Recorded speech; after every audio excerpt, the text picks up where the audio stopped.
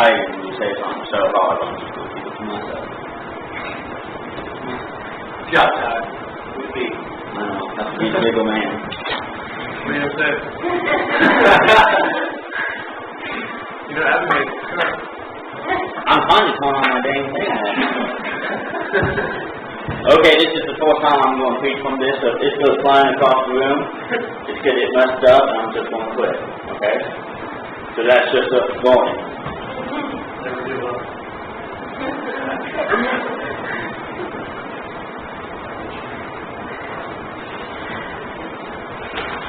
Okay. We're going to be in Micah chapter 6, 6 through 8.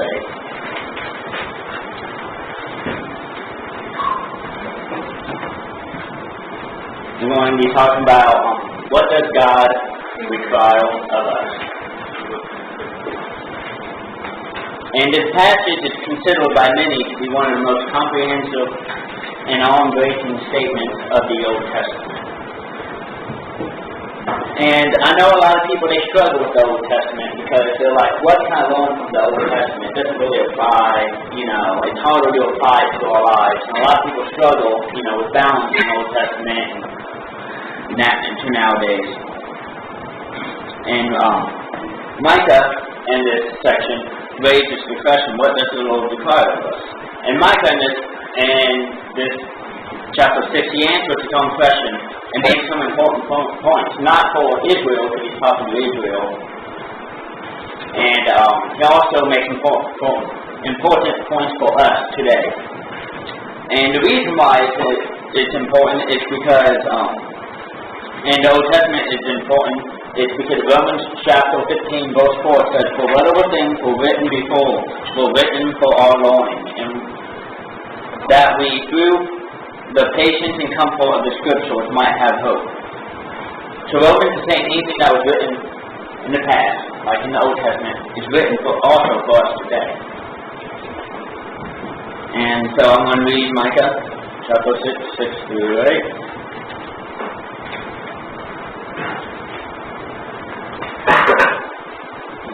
Okay. Wherewith shall I come before the Lord and bow myself before the high God? Shall I come before him with burnt offerings, with calves of a year? Will the Lord be pleased with thousands of rams, or 10,000 rivers of oil? Shall I give my firstborn for my transgressions, the fruit of my body for the sin of my soul? He hath shewed me, the old man, what is good, and what doth the Lord require of thee, but to do justly, to love mercy, and to walk humbly with thy God. The Lord's voice crieth unto the city, and the man of wisdom shall see thy name. Hear ye thy rod, and who hath appointed it. Now, this whole section, there's two poles to it. Israel was going through a little bit, almost the exact same thing we're going through today. I know it sounds a little weird to do like that. Look at thousands of years ago, how can they be going through some of the same things we are? And some possibilities they were caught in traditions. They were doing stuff that they always done. Kind of like the church nowadays. We do stuff because we have always done it. Why? Some of the things we do were not biblical. Some of the things they were doing were not biblical. And that's what he was asking. That was the whole point of, are we supposed to offer a year-old calf as burnt offerings, thousands of rams, 10,000 rivers of oil, or offering of a firstborn child? Now, in those four things, there was only one that had one biblical reference, and that was the firstborn offerings. The other were just over-exaggeration of what they were, supposedly thought. And, for the context, they over-exaggerated. And so, Micah said that. Micah was like, this is what you guys think, but this is what God really requires. And this is why I like this section of verses, is because it's easy to understand. It might sound difficult reading it, but it's easy to understand. Because at the beginning, it offers what they thought, and in the end, it offers what God wants. Not many times it's that easy in the Bible to understand what they're talking about, right? A lot of times you have to dig deep down to really understand the meaning of it. So what did God require of Israel? Did anybody pay attention or looking at the Bible right now? What did God require of Israel? Go ahead, Papa. To act justly and to love mercy and the righteousness of God. Wow, I must be teaching college class students to know at least somewhat smart. Right, Papa? Thank you.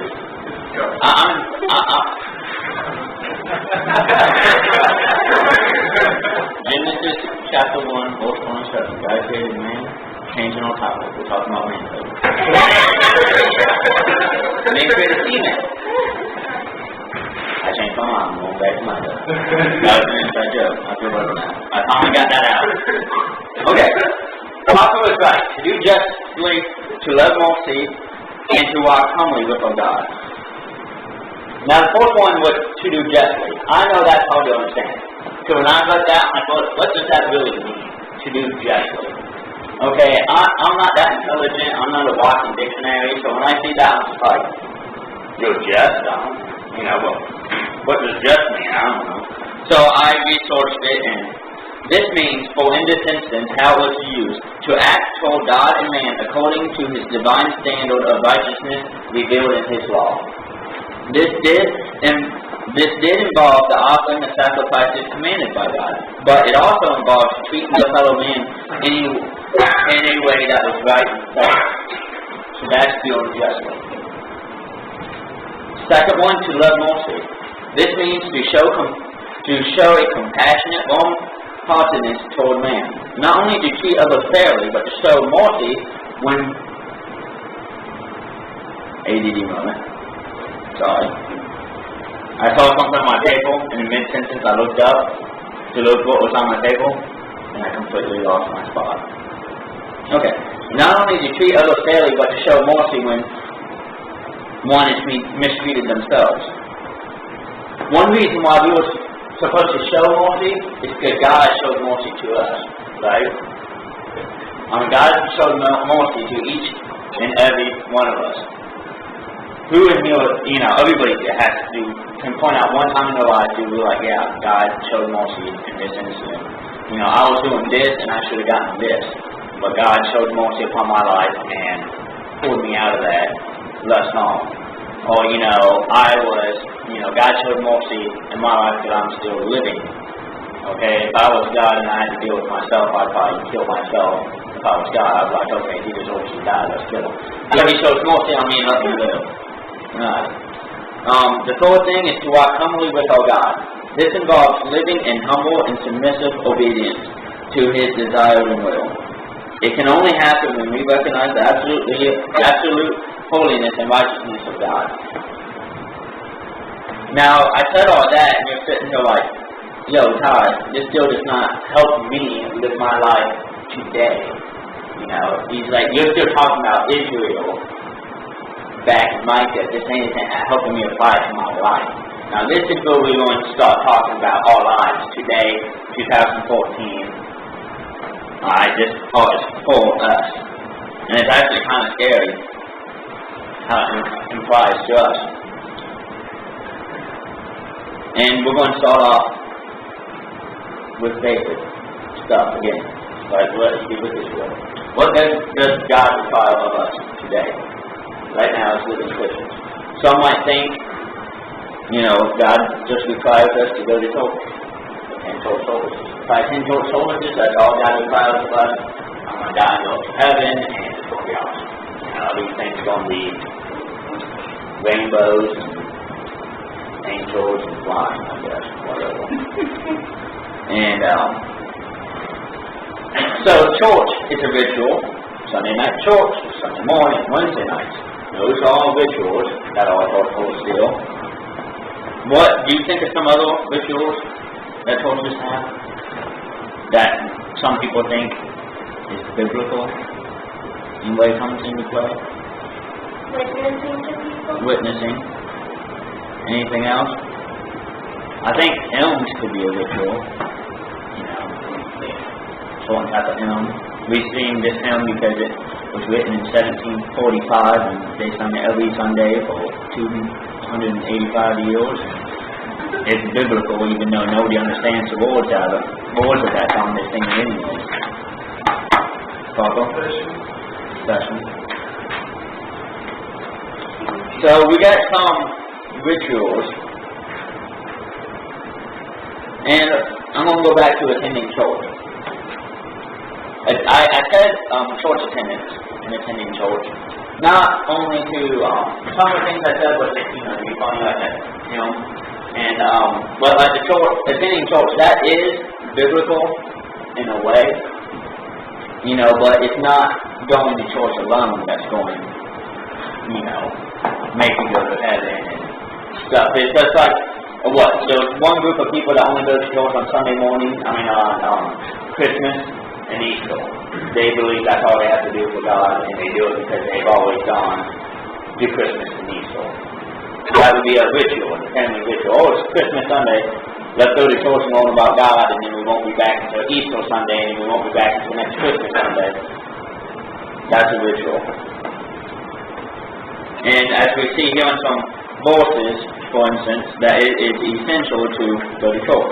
Hebrews 10:25, not forsaking the assembly of yourselves together, as in a manner of some, but exhorting one another, and so much the more as you do, as we see the day approaching. And going to church is required so we can expect spiritual growth. In fact, I have issues. I know both plays into effect on why some people can't come to church. They might miss a service every now and then to the Lord, or miss one service a week to the Lord, and that's fine. This isn't pointed to you guys what I'm about to say, but I have an issue with people that miss church because of time. And here's why. Ephesians 5:15 through 17. See then that you walk circumspectly, not as fools, but as wise, redeeming the time, because the days are evil. Therefore, do not be unwise, but understand what the will of the Lord is. When we miss church because we're too busy or don't have time, are we really making use of our time as Christians? Think about that. Do you think God does not give us more than what we can handle? God give us 24 hours in a day. That's enough to do whatever we have to get done. Do you think God understands when we miss church? I know, special occasions. Somebody dies, somebody's in the hospital. I'm not talking about emergencies like that, or I'm talking about, I'm going to do this instead of this. I don't think God is pleased about that.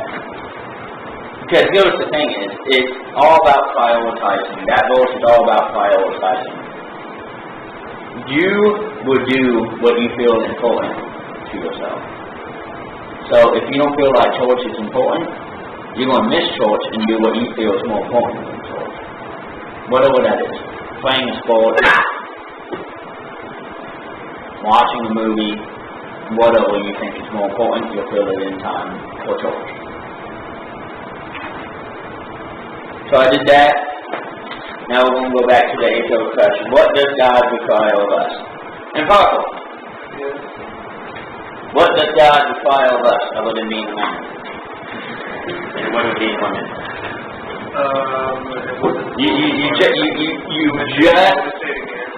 You say it again, buddy. Okay. And it's 8B. 8B, if anybody wants to follow on. Act justly, love mercy, walk humbly with God. Beautiful. I'm talking about the stuff, not you. I'm glad you like it. And this is how this verse in the Old Testament can apply to us today in new time and new years. To love mercy, to do justly, to act for God and man according to His divine law. Matthew 7:21. Not everyone who says to me, Lord, Lord, shall enter the kingdom of heaven, but he who does the will of my Father. And then to act towards man according to his divine law. Ephesians 4:25 through 27. Therefore, putting away lying, let each one of you speak truth with his neighbor, for we are members of one another. Be angry and do not sin. Do not let the sun go down on your wrath. So to do justly, once again, is the same definition as what it was earlier. To act towards God and man according to his divine standard and righteousness. Do we do that? Think about it. Do we treat people like that? Do we treat God like that? Do we? We treat God like what I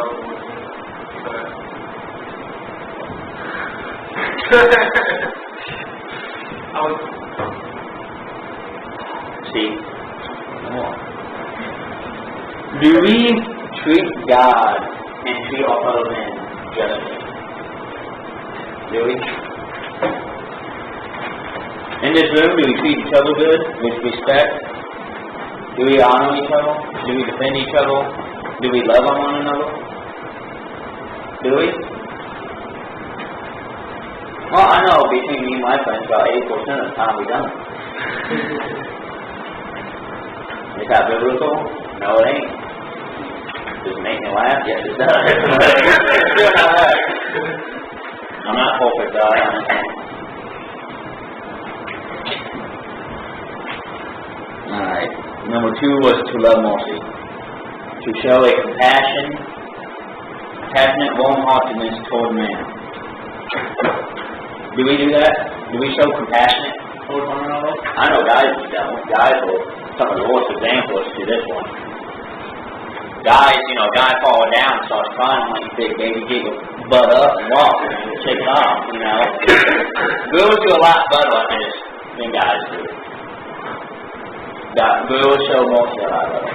Girls more tender-hearted. If a girl sees another girl fall down, they're going to be like, oh, are you okay, or blah, blah, blah. They're actually going to try to care about them. The guy just laughs and people And it's not even only towards fellow man.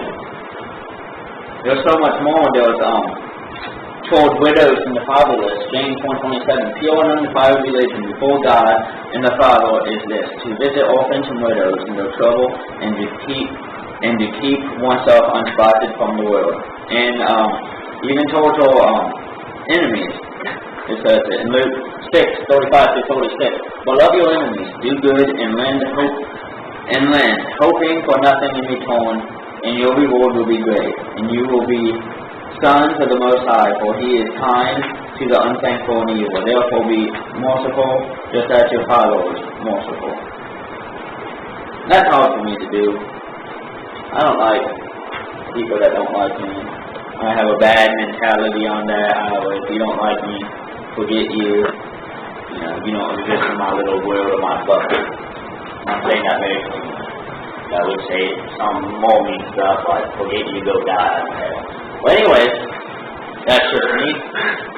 So that is the section I struggle with, is when people don't like me, I have a tendency to write them off. I don't have a tendency to try to get them to like me. I don't have a tendency to, show them, hey, I'm not that bad, I'm a sarcastic piece of crap, but I actually have some feelings inside. I don't have that mentality. I need to show, people that just like, dude, that guy, I don't like them. I don't have the tendency to be like, yo, let's go after you, I'll pay for your meal, we can sit and talk. I don't have that mentality. I'm just a flat out joke most of the times, but, and some of my best friends that were made through that, was that my mentality. Me and Drew, we started out like that. I hated Drew. And me and AJ, hated AJ, but now me and him were good buddies, just like that, one of those things. AJ's a Michigan fan, I'm an Ohio State fan, you did the math. It just doesn't work out a lot of the times, but we gotten over that. Oh, yeah, he's a Michigan. You wish. So, with my enemies, man, I have struggled with that, That's my personal struggle. And then what's the third thing again? Was to walk humbly before God. The only way to enjoy His fellowship and continual cleansing by the blood of Jesus is to, of course, walk with Him. James 4:8, draw near to God, and He will draw near to you. Cleanse your hands, you sinners, and purify your hearts, you double-minded. And 1 John 7-9. But if we walk in the light, as He is in the light, we have fellowship with one another, and the blood of Jesus Christ, His Son, cleanses us from our sin. If we say that we have no sin, we deceive ourselves, and the truth is not in us. Every time I read that verse, I think of D.C. Talk. The Lord is in the light, the He is in the light. That verse, I think everybody should hear those verses. Because a lot of people do not really walk with God. That makes sense. A lot of people know God, they know about God, they know some Bible passages, but it's not a daily, continual growth. It's not a learning. It's not a dig deep down and really know God, really to the peace of God in their lives. I was debating between this lesson and I had another lesson that I might have taught this morning, and that is, do we really know? That lesson really talks about, do we, in this class, to really know who God is and really seek God. Because there was a Gallup poll that says 94% of Americans believe that there is a God of some type, whether it be the Christian God or Islam or whatever, believe that there is a God of some type. But clearly, if you look on the world today, that's a lie. And that's the thing is, that hit me about to do justly and to walk humbly with our God. Do we walk humbly? Do we read our Bibles every day? Do we not only read our Bibles, but do we dig deep and understand our Bibles? That's something I struggle with. Because sometimes I'll read my Bible, and I'll walk away from it, and I'm like, what did I learn? Am I any smarter now than I was 5 minutes ago, 10 minutes ago, 20 minutes ago? Or did I read it just to get my daily reading done and be done with it? That's a continual struggle I have, to read the Bible and actually close my Bible and actually walk away with something I learned or something to apply in my life. I struggle with that daily. And I think most people do.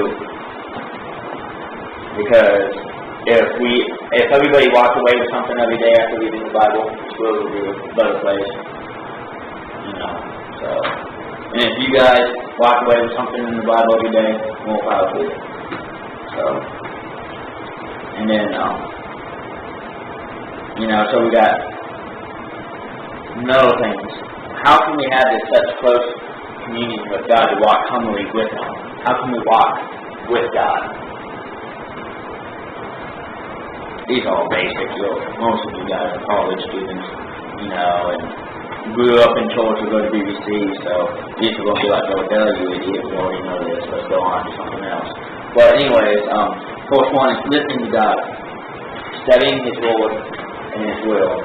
Like I said, you guys already know these, James 1:21. Therefore lay aside all filthiness and overflow of wickedness, and receive with meekness the implanted Word which is able to save your souls. 1 Peter 2:2. As newborn babies desire the pure milk of the Word, that you may grow thereby. 2. Of course, you listen to God by studying His Word. So it's only common sense you would get the second point by talking to God, right? Usually that's how a conversation goes too. And unless you're talking to a girl and she's mad at you, and then there's one-sided conversation of blah blah blah blah blah blah blah blah blah blah blah blah, and you'll sit there like, can I say something? Stop interrupting me. Blah blah blah blah. That's not how a conversation with you and God should go. Okay, it's a two-way street here. Alright, so talking to God, praying for strength and forgiveness, praising Him for blessings, and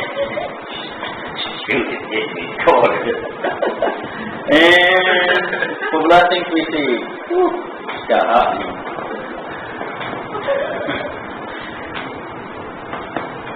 The whole thing is walking with God by doing His will and humble submission.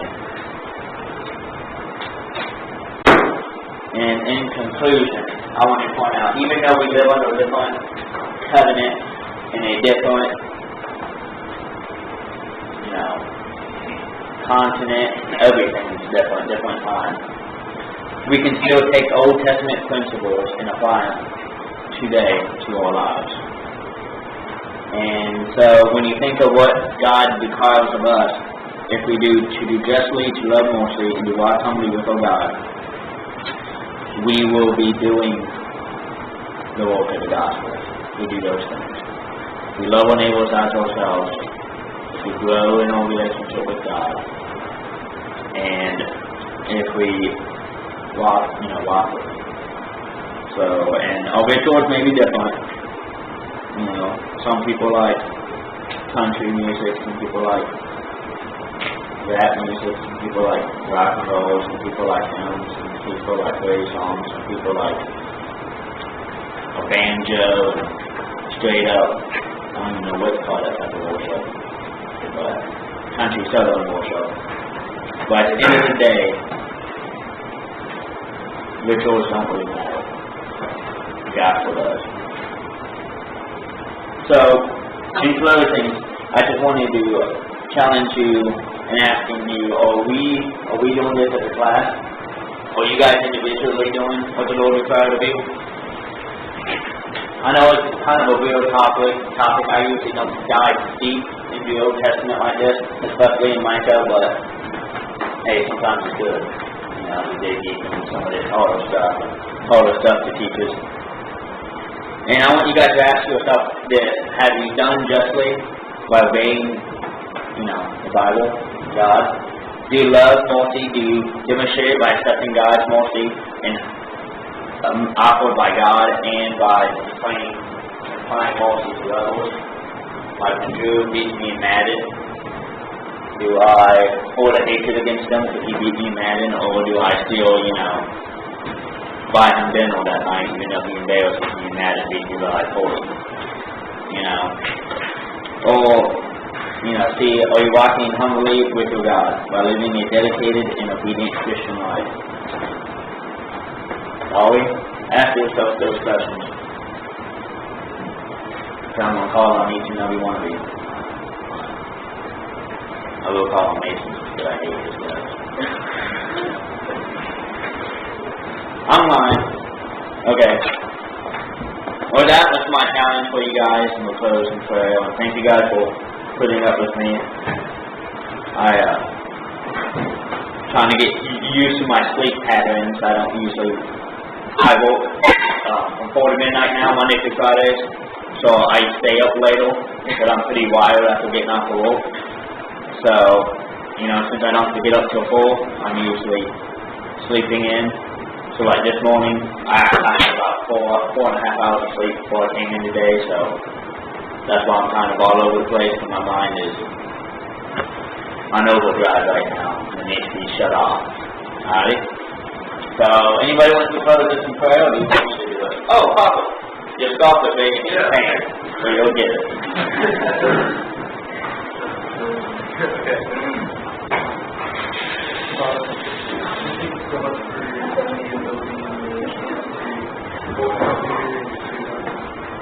Give us your word out to you, real close to you,